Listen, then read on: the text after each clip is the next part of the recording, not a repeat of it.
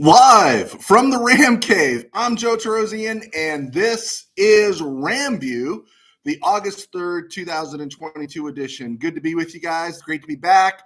Happy to be talking about the Rams. A lot of stuff talking about the Rams. And, of course, everything blew up last night in a weird way with the passing of Vin Scully. I was actually driving home from Cambria via Monterey Peninsula with my daughters when all of a sudden I'm on the Interstate 5, and my phone is just blasting and blowing up with everything because the news broke on Vin Scully passing away. If you grew up out here, Vin Scully is more than just an announcer. If you grew up across America, you know him as this really good guy that was a good broadcaster. And I had a friend from Illinois say, who's that guy that's retiring from the Dodgers? He was your booth guy. And I said, Scully. He goes, yeah, him. Well, I immediately dumped him as a friend. Not really, but it was just, that's how the rest of the world looks at us. For us, he was the voice growing up. And I'm not going to add anything to what has already been said because so many people have so many great stories. But I think my funniest Vin Scully story is I was in the press box at Dodger Stadium many years ago. And after the game was over, I went to the restroom and I'm standing at the urinal. And who comes to the urinal next to me is Vin Scully. I realize I'm taller than Vin. The hair was red. And he just went off like he was doing a Farmer John sausage commercial. He goes, boy, Joe, I tell you. He didn't say Joe. He just said, oh, boy, I tell you, sometimes these games. And I said, yeah, this one stretched kind of long, huh? And meanwhile, we're standing there going to the bathroom, and he's saying, yeah, boy, and he was polite as can be, right? That's my funny Vin Scully story because he was my second Hall of Famer I actually went to the bathroom next to. That was Don Sutton in Toronto. The other Scully story is less personal, just more observational. We had this at Dodger Stadium when they were doing work on the club level for a brief time. While they were doing work, they opened something called the Dodger Experience. It was like a museum, and before games, they always had somebody in there. And the night we were working our way through it, myself and some friends, there was Ron Say, I think, was in one corner. He was signing some autographs, and he was the high-end guy. And then Jim Gott, the former reliever, played for the Blue Jays and the Dodgers. He was on another side, and everyone was milling about. And we were kind of at the far end. When the opposite end, the doors opened up, and all of a sudden, the crowd of people just parted like the Red Sea. And you just heard people reverently say, oh, Scully, right? And Vin Scully came through. A couple of guys were walking with him, probably handlers or people to make sure he got to where he needed to be. And he came in and nobody tried to get an autograph. Nobody tried to talk. He was just treated with such reverence. And he, of course, was, hello, everybody. How do you do? And he's just walking by. And one of our friends that was with us that knew him a little bit, named Jim Saxon, who used to work at the place, he stuck out his hand and say, hey, Vin, how you doing? And Scully stopped and shook his hand. And then, of course, he had to keep going. But, Steve Garvey, where everyone rushes him for an autograph. Tommy Lasorda, everyone stops him for an autograph.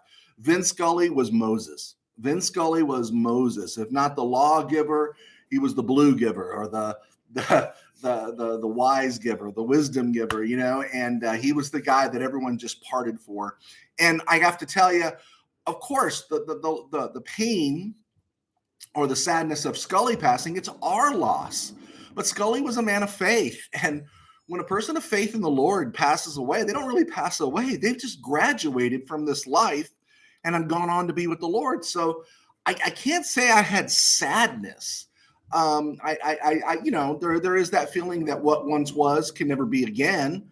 But good for Scully. He's meeting his creator, and he's back with his family. And so good for him, and a life well lived. And we can all aspire to do something like that. There, I took almost 4.5 minutes talking about Scully when I didn't write anything or say anything, but I wanted to get that out there. Hey, whoa, this is just amazing. I'm in my office. I'm here. I'm doing my first show in 2 days. I wait until 3 p.m, and then right when the show starts, the trash truck comes. This is preposterous. This is absolutely preposterous. This is probably some San Francisco 49er fans' plan or something like that. But speaking of the 49ers, now they inked, of course, we talked about it the other day, Deebo Samuel. Now, from what I'm hearing from other people, they're saying Samuel will play some wide back and have some carries. And if the 49ers are going to get what they got out of him somewhat last year, then I think great. But I still don't think just as a receiver, Deebo Samuel is all that in a bag of chips. I think he's very good. I don't think he's great. I don't think he's elite. That's just me.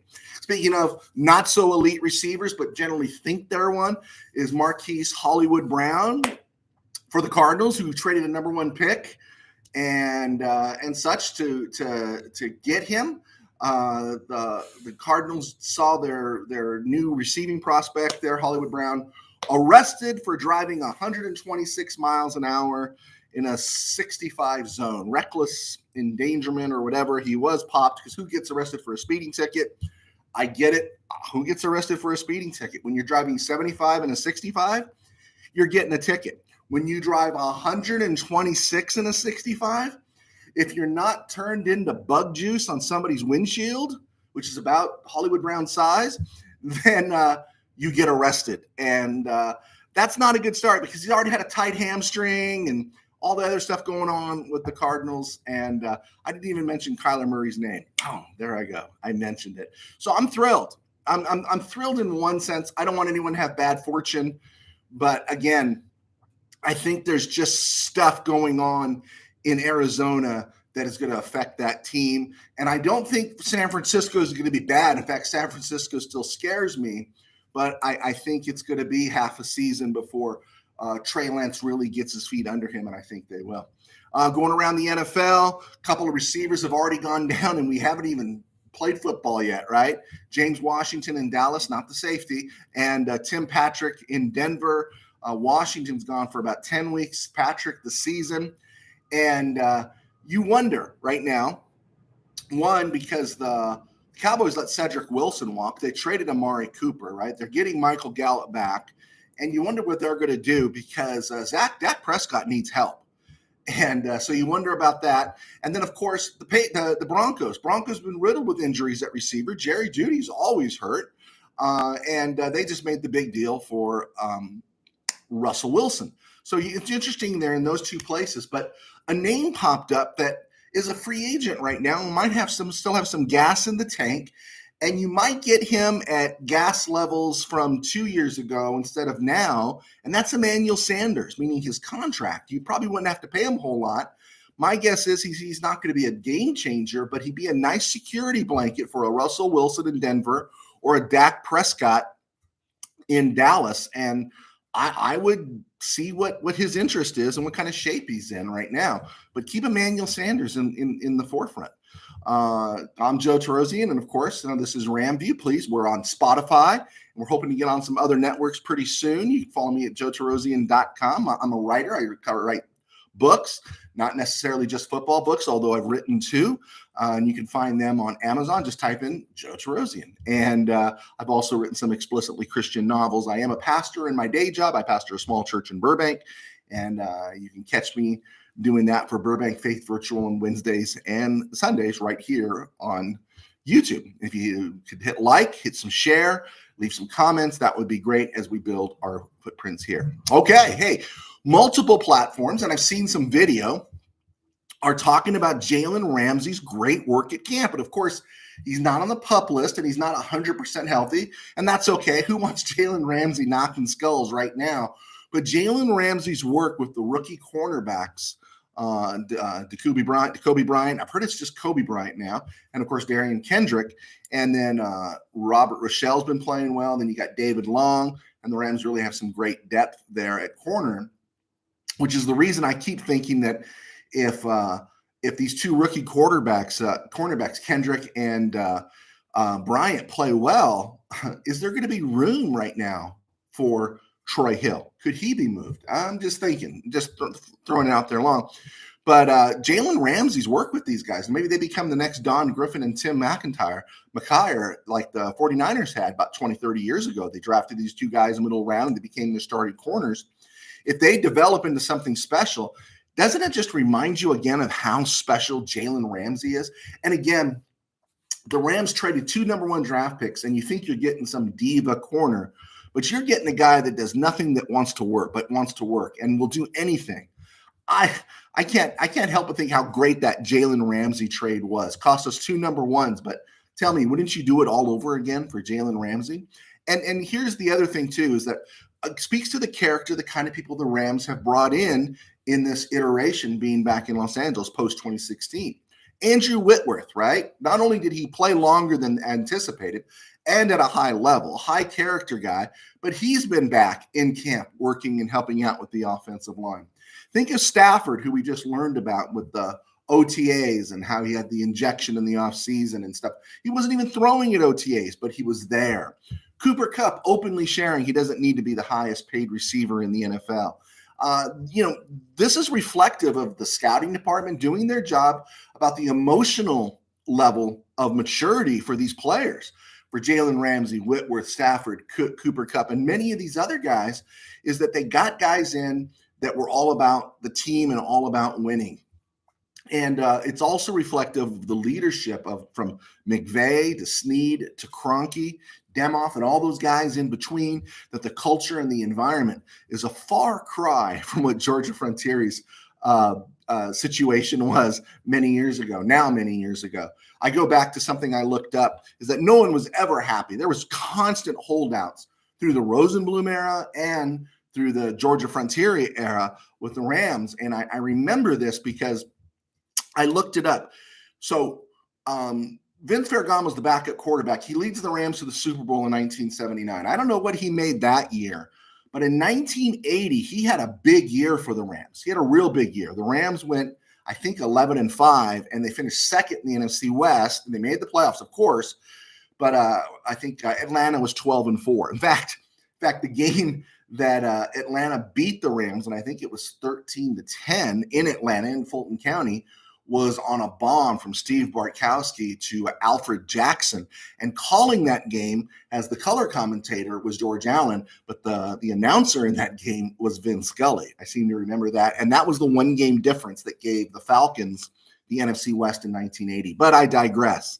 And for that year, and I think Ferragamo ended up throwing 30 touchdown passes, he was paid $50,000.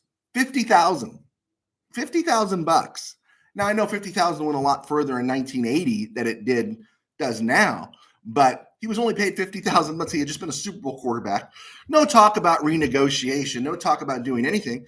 And then Nelson Skilbania, the owner of the Montreal Alouettes, comes in 81 and breaks the bank for him, and he leaves and has a miserable experience in Montreal. But that's how just the nature of the Rams. They were cheap. They were poorly run. It was darkness. It was just bad football, and players were happy to leave. Bob Brzezinski walked out on the team. You constantly had issues with Eric Dickerson's contract, and I totally get people saying, "Dude, you signed the contract," and he blames his agent. But the Rams just still didn't recognize what you had in Eric Dickerson, right? They just didn't recognize. And then as the team was getting ready, and then you saw the pattern in the late 80s and early 90s where players were going away. And it's like, why is this player going away? Why is this player going away? And you knew what they were doing. And again, the lack of brilliance on their part to think, I'm going for a payday, but I'm not going for any sustained growth. They got a heck of a payday to move to St. Louis, but it wasn't a sustained thing, was it? And just the nature of this team now is that you got players like Whitworth, Stafford, Kupp, Ramsey going beyond to make sure that this team keeps winning. And that, again, reflects on McVay, Snead, Demoff, Kroenke, this culture that's been created. And as a Ram fan who's witnessed the nightmare, this is a blessing, right? Even if you listen to Von Miller, he kind of sounds like Freddie Freeman crying in Buffalo on how much he loved the Rams. Of course, a 6-year deal for $10 bazillion will break a lot of family ties. But you hear Von Miller talk about how much he misses being with the Rams, right? And he does. He sounds like he's crying like Freddie Freeman. But it just, again, speaks to the leadership of this organization. So it's something to appreciate as a Rams fan. Stafford being limited, again, reminds you, this is why they signed Luis Perez. He's a camp arm. It seems very much so that John Wolford, the Wolf, is ensconced at number 2 quarterback, and he's not budging. He will be the guy unless something really weird happens. I'm still a Bryce Perkins guy. Van Jefferson will miss time. But a lot of the talk is Skoranek has looked good. I know, and everyone's saying I hate Skoranek, but they said Skoranek has looked good, and Tutu Atwell has improved.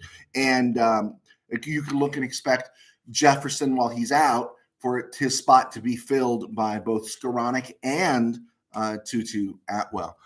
In terms of transactions, a few days ago, the Rams cut Xavier Jones out of SMU. The Rams, he was a special teamer in 2020, injured last year with a Achilles.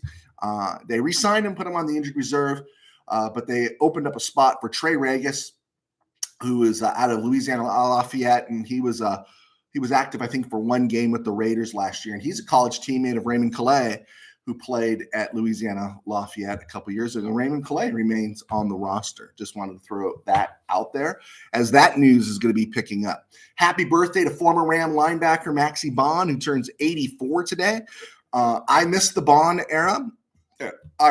Have to admit, I was a little suspect in terms of him getting nominated to the Hall of Fame, but in 11 full seasons from 1960 to 1970, ignoring a 2-game stint in 1974 where George Allen talked him into being a player coach, Bond made 9 Pro Bowls in 11 seasons as an outside linebacker. Of course, it's a different kind of outside linebacker in those days. They didn't run. He wasn't coming in off the edge. But he played 6 seasons with the Eagles, 5 with the Rams. He was on the Eagles' 1960 championship team, and he's nominated for the Hall of Fame along with former Ram safety Eddie Metter. But Maxie Bond turns 84 today. When you're watching old Ram highlights and you see number 55 running around there in blue and white, that's Maxie Bond. All right. Todd Gurley, happy birthday to Todd Gurley. Todd Gurley turns the ripe old age of 28 today. 28. Todd Gurley's 28. That means when he finished with the Rams, he was 25. And he played with the Falcons in 2020 when he was 26, and then that was it. That's how quick it goes in the NFL. And so you can't begrudge these running backs for wanting to get as much money as they can ahead of time. But Todd Gurley at 28. Now, hopefully life is good. He says he's good. Everything's great with him. But, man, 28. I hope, you have some other passions in life that you can do, or get back into football as a coach, scout, something that you love.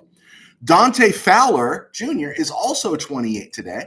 Fowler was out of Florida. He was drafted 3rd overall in 2015 by the Jacksonville Jaguars. And his career, being the 3rd overall pick, now if he was drafted 2nd round, 50 or longer, he'd have been a great career.